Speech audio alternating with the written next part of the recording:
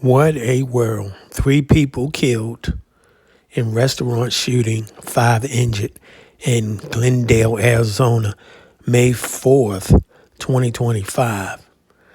God bless the families and friends.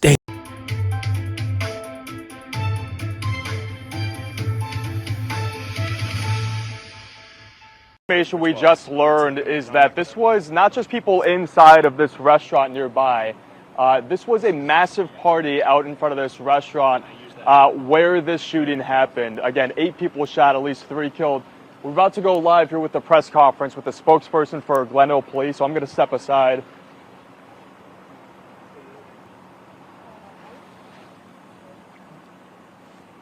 Good morning. My name is Jose Santiago. I'm here representing the Glendale Police Department. I want to first start off by saying that this was indeed an isolated incident, that there was no threat to the general public. We still do have suspects that are outstanding in this situation, but again, this was an isolated incident. This all started at 7:45 on Sunday evening at a concert that took place at the Camarón Gigante, which is just behind me here at 57th Drive. I can confirm that there are 3 individuals who died here at the scene. All those individuals are males. Their ages are 17, 21, and 29. I can tell you that the 17-year-old and the 29-year-old are brothers. I can also confirm that we have 5 individuals who were injured in all of this. Those that were injured were 2 females. Their ages are 20 and 21. The other 3 were males, ages 20, 23, and 16. The 16-year-old was the most critically injured. We can tell you that that individual did have surgery overnight, but they are expected to recover from that incident. What I have been able to get from detectives is that, once again, this started at a concert here at the venue. During that concert, there were a group of individuals that began fighting. At one point, those individuals were escorted out of the venue. That fight escalated out in the parking lot, and those individuals began firing shots at one another. That's when this became a chaotic situation. I can tell you our officers were on the scene within 3 minutes of the first shots being fired, and everything was under control within minutes after that. We are very pleased with how our officers handled the situation, but that said, we still have outstanding individuals out there that we are wanting to not only question, but obviously get off the streets.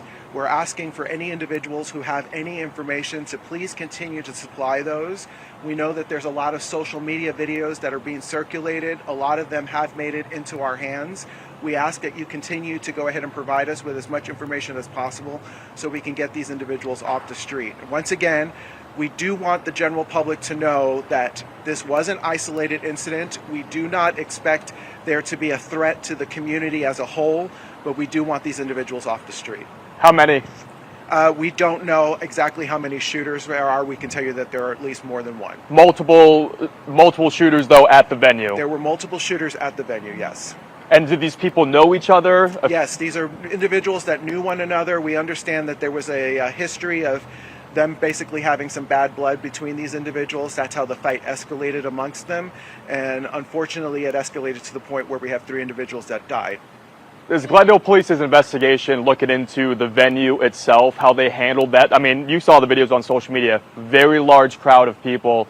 A lot of people looked like they may have been underage at that time as well. So does Glendale Police's investigation look into that venue and how they handle this? I can tell you right now, the biggest concentration we have here is the homicide investigation. After that, we'll look into how the venue handled the rest of the situation. Our goal here is to make sure that we get the justice for those who have died here at the scene, and then we'll look into any other future violations after that. Did anything from an inside?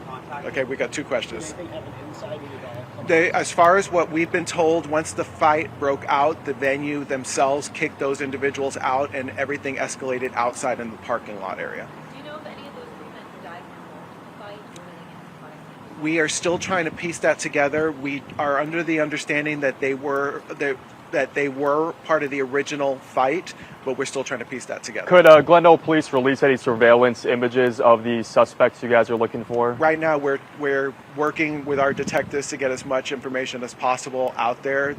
Right now, we were just hoping to get you guys enough information so that the public knew that there wasn't a threat to the community as a whole. Have Mexican been contacted? Right now, Mexican hasn't been contacted. Once that's been done, I will release information as far as the names of the individuals who have died. Any reaction from PD regarding the ages of these victims? You- Obviously pretty young.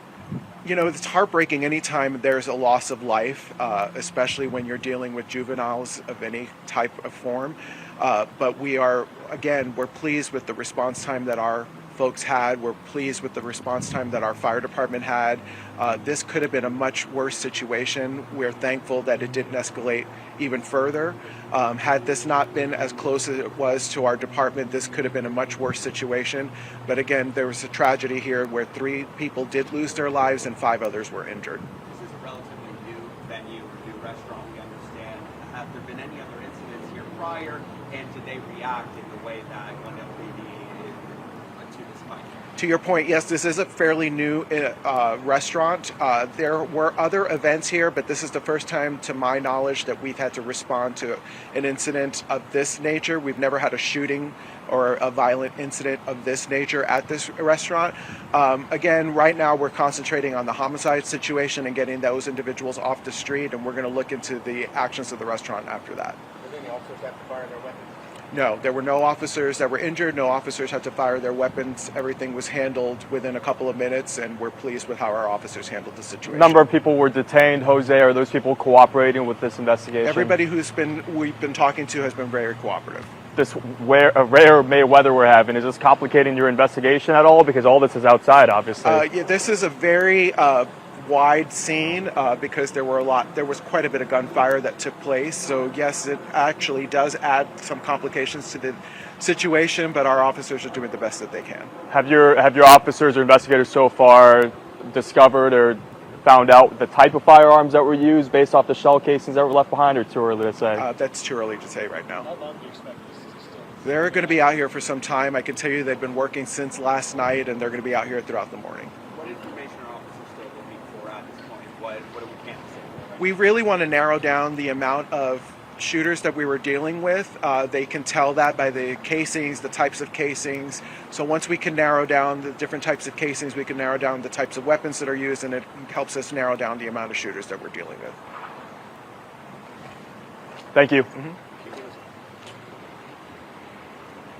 All right, so there's kind of a wrap up at this point on what happened last night. We're learning 2 brothers were 2 of the 3 that were killed. And so all really young people, Tess. 17 is the youngest who's been killed. 16 is among the 5 who are still being treated at the hospital this morning who've been hurt. So we'll continue to check in with David, of course, but that's the very latest out in this shooting. So we've got much more still ahead. A crucial reminder here, help is available. If you or anyone you know is a victim of domestic violence, you can call the phone number there on your screen or simply text the word START to 88788.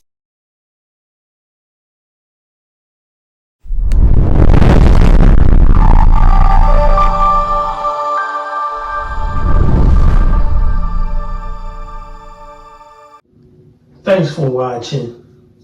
We appreciate you. Please subscribe.